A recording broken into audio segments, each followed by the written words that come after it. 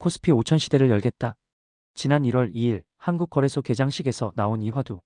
솔직히 또 희망 고문 아니냐며 코웃음 친 분들 많으실 겁니다. 하지만 이번엔 다릅니다. 이 숫자를 그냥 흘려 들으시면 안 되는 결정적인 이유가 있습니다. 핵심은 5000이라는 목표치가 아닙니다.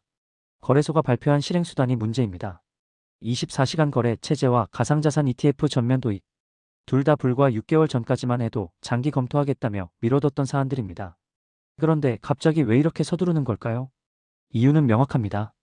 2026년 하반기 미국 나스닥이 24시간 거래를 시작하기 때문입니다. 미국이 잠들지 않는 시장이 되는 순간 한국 증시는 하루 7시간의 투자 공백을 안게 됩니다. 이 시간 동안 발생하는 글로벌 이슈에 한국만 대응하지 못한다면 문 닫힌 시장의 돈은 썰물처럼 빠져나갈 수밖에 없습니다. 즉, 이번 발표는 한국 증시가 살아남기 위해 던진 절박한 생존선언이자 글로벌 자본을 뺏기지 않으려는 유동성 방어전의 시작입니다.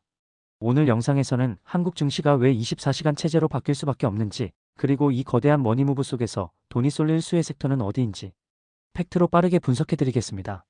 가장 먼저 피부에 와닿는 변화는 시간의 장벽이 무너진다는 사실입니다. 지금까진 오후 3시 30분이면 장이 끝나고 다음날 아침까지 기다려야 했지만 앞으로의 시장은 다릅니다. 한국거래소의 로드맵은 단계적 확장을 예고하고 있습니다. 1단계로 정규장 개장을 앞당기거나 시간의 거래를 늘리고, 중장기적으로는 아침 8시부터 저녁 8시까지 일명 A2A를 거쳐 최종적으로 24시간 거래 체제를 완성한다는 계획입니다. 거래소가 이렇게 급진적인 변화를 추진하는 배경에는 미국이 있습니다.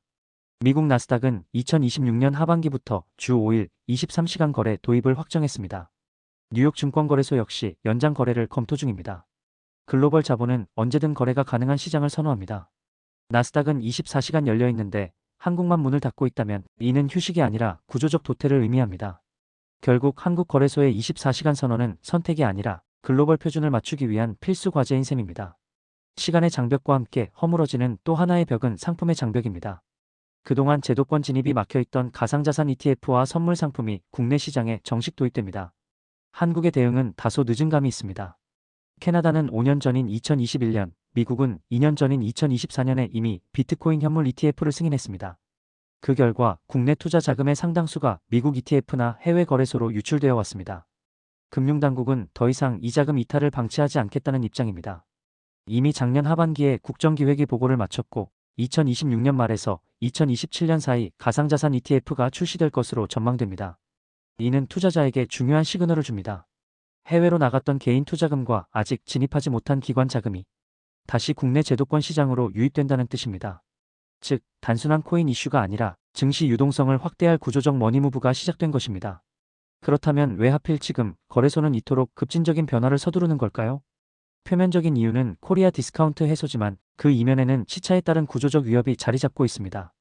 지금까지 한국 증시는 오후 3시 30분에 문을 닫고 밤에는 미국 시장을 바라보는 식의 이원화된 투자가 가능했습니다. 하지만 나스닥이 24시간 체제로 전환되면 상황은 완전히 달라집니다. 만약 한국장이 마감된 직후 글로벌 악재가 터진다고 가정해봅시다. 예전에는 다음날 아침 9시까지 전 세계가 기다려줬지만 이제 투자자들은 24시간 열려있는 나스닥에서 즉각 매도 포지션을 취할 수 있습니다.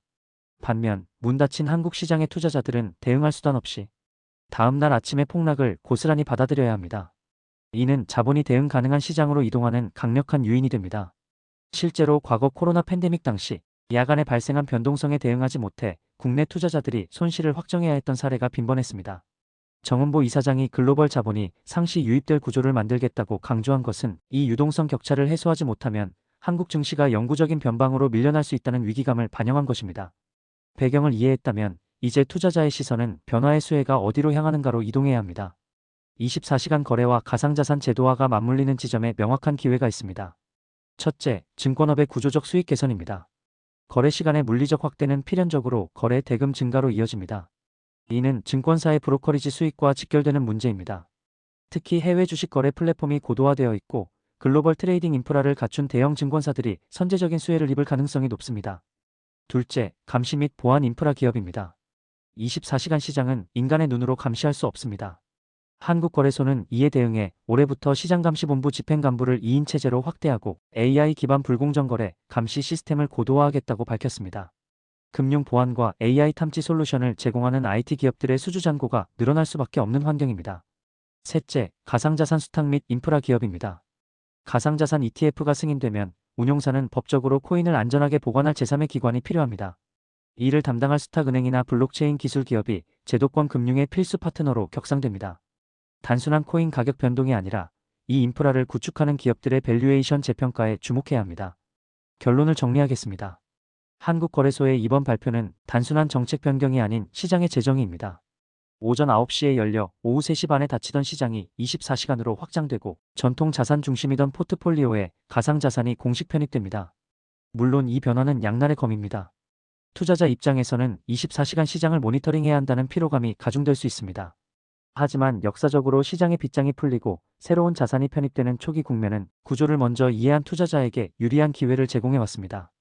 지금 당장의 피로감보다는 글로벌 자본시장의 표준이 바뀌고 있다는 거대한 흐름에 집중할 때입니다. 2026년 한국 증시의 구조가 바뀔 때 가장 먼저 수혜를 입을 기업들을 차분히 선별해 두시길 제안합니다. 지금까지 생투자였습니다.